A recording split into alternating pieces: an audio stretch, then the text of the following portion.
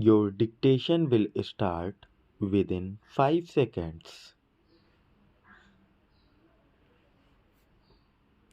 It is settled principle of law that the evidence of interested or related witnesses should be considered with caution and until and unless it is found to be trustworthy, the conviction of accused on the basis of evidence of related or interested witness is not justified. In view of the discussions made above and considering the unnatural conduct of PW1 and PW2, I am of the considered view that they are not proved to be eyewitnesses of the incident of enticing away victim by accused appellant in presence of co-accused persons or otherwise, and their testimony is neither reliable nor trustworthy.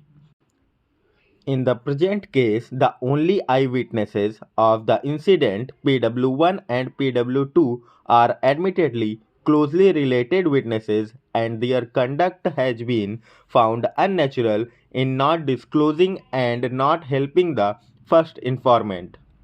The conduct of father of the victim in not lodging the FIR and the appearing before the trial court for stating on oath that his daughter is missing and has been enticed away by the accused appellant with the help of other co-accused or otherwise, and the conduct of PW3 first informant who himself is a law graduate and is also alleged to be an advocate in not mentioning the names of alleged eyewitnesses in the FIR and lodging of FIR with inordinate delay of 4 days at midnight without any whisper about the love affair, if any, between the victim and the accused appellant, and further the undisputed disability of accused appellant makes the entire prosecution story highly improbable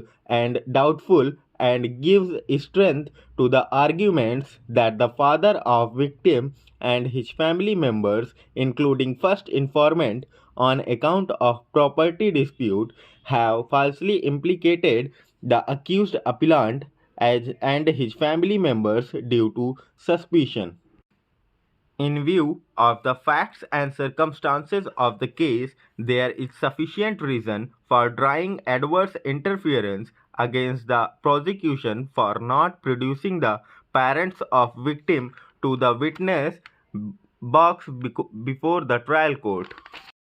The evidence on record shows that PW1 and PW2 were not the eyewitnesses of alleged incident of fetching the victim by accused appellant in broad daylight at 10 a.m. instead of choosing some time of loneliness in the late evening or early morning, and they have been set up subsequently in order to improve the case against the accused persons.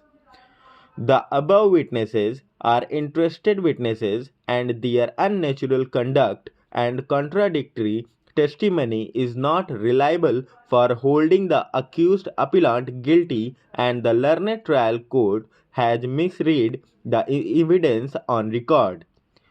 I am of the considered view that the prosecution has failed to prove its case to the hilt beyond any shadow of reasonable doubt, and has failed to bring home the charges against any of the accused by any cogent, reliable, independent, and trustworthy evidence.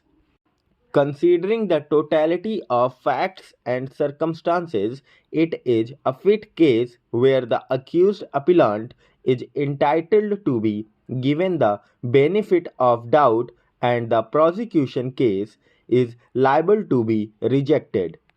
The accused appellant is also entitled for an order of acquittal. PW1 and PW2 are only chance witnesses and have also stated to have inquired into with co-accused as to where the victim and accused appellant have gone, but even when no reply was given by them, they did not inform the first informant or father of the victim, which is also quite unnatural, and their conduct in not doing so, despite being related, makes their contention of being eyewitnesses doubtful and untrustworthy. Similarly, on alleged asking by PW1 and PW2 from Rajendra and others, not giving any threat by them is quite unnatural, while on mere inquiry by the first informant, they allegedly threatened them. The first informant has not assigned any reason when neither he was eyewitness of the occurrence nor got any information from alleged eyewitnesses, then why and on what ground he approached the family members of accused appellant, i.e., co-accused persons, for inquiring about the victim.